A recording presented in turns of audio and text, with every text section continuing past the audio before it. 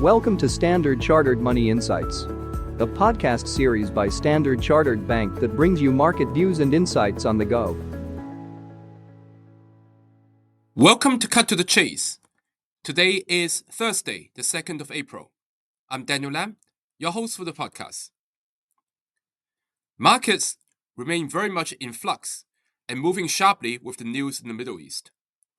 Now, in a podcast towards the end of last month, we spoke about the possibilities to a gradual de-escalation. Such width of the talks this week put a dampener to the rising DXY, which was challenging the key resistance zone around 101 to 102 and sent back to levels around 100. The key component of the DXY is the euro. And rather than focusing upon the Middle East news flow, I want to discuss the fundamentals there in Europe. Now, the flash March Eurozone HICP, which stands for Harmonized Index of Consumer Prices, an indicator of inflation and price stability for the ECB, it showed inflation accelerating at a slower pace than expected, with the rise still driven by energy. Headline HICP rose to 2.5% year over year from 1.9%, while core eased to 2.3%. Non-energy goods and services inflation both cooled to 0.5% from 0.7% and to 3.2% from 3.4% respectively.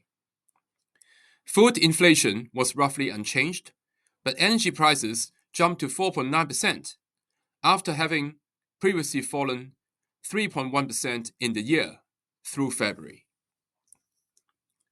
The March flash report shows that European inflation remains very much energy-driven, and that higher energy prices have not been through to the core yet. Leading indicators point to higher goods inflation ahead, but services inflation should remain moderate, especially as high energy prices are already hurting European confidence from companies to consumers.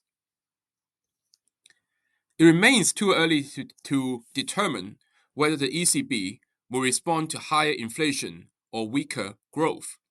As with other central banks, the policy really hinges upon inflation expectations. Growth was sluggish prior to the energy shock, which should dampen second-round effects through wage growth. Inflation expectations remain anchored, but are at risk of unanchoring, given repeated inflationary shocks since 2020. The ECB, however, at this moment in time, is likely to be looking through the energy shock for now. Hence, how fast the de-escalation will come will be very important for the global macro front and for risky assets.